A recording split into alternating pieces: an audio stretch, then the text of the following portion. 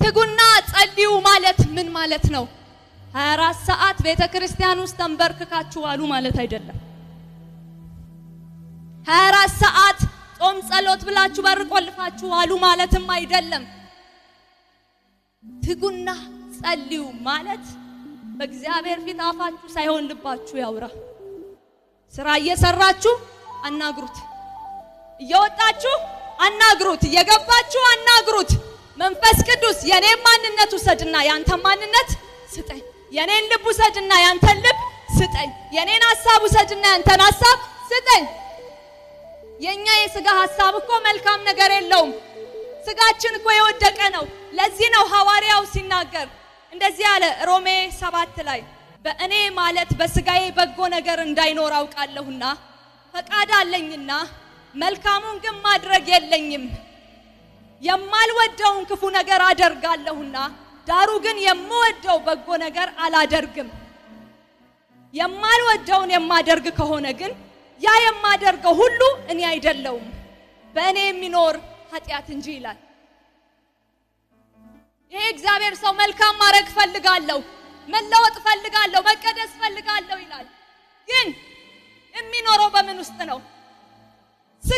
ሥጋ ለብሰናል።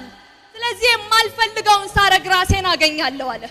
የማልፈልገውን ንግግር ሳወራ አረጋለሁ። በቃ ዛሬ ሳልዋሽ ውላለሁ ይልና ዛሬ ግን ሲዋሽ ይውላል። ዛሬ እስቲ ሳልሳደብ ውላለሁ፣ እኔ እኮ አፌ አስቸገረኝ፣ እኔ እኮ አፌ ይሄ በቃ እምቢ አለኝ ይሉና ግን የማይፈልጉትን ነገር ሲያደርጉ ሰዎችን እናያለን ብዙ ጊዜ። ኢየሱስ ጌታ ነው። ለዚህ ደግሞ መፍትሄ አለ። የኢየሱስ ደም፣ የኢየሱስ ደም፣ የኢየሱስ ደም ከኃጢአት ሁሉ ያነጻል። መልሱ ደግሞ ይሄ ነው። ከዛ እንዲህ ብሎ ጥያቄ ይጠይቃል። ቁጥር 24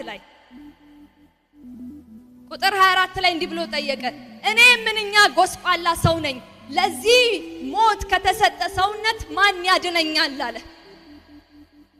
ማን ነው የሚያድነኝ?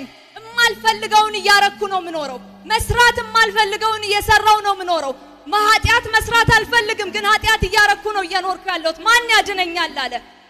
ምዕራፍ 8 ላይ ደግሞ መልስ እንደዚህ ብሎ ተሰጠ፣ እንግዲህ በክርስቶስ ኢየሱስ ላሉት አሁን ኩነኔ የለባቸው። ኢየሱስ ጌታ ነው። በኢየሱስ ካመንክ በኋላ ያ ያጠፋው ኃጢአት፣ ያ የዋሻው ስድብ፣ ያ ሁሉ ነገር ምን ይሆናል? በልጁ በኢየሱስ ደም ይታጠባል። ስለዚህ በኢየሱስ ክርስቶስ ከሆንክ የኃጢአት ኩነኔ የለብህም። በክርስቶስ ኢየሱስ ያለው የሕይወት መንፈስ ሕግ ከኃጢአትና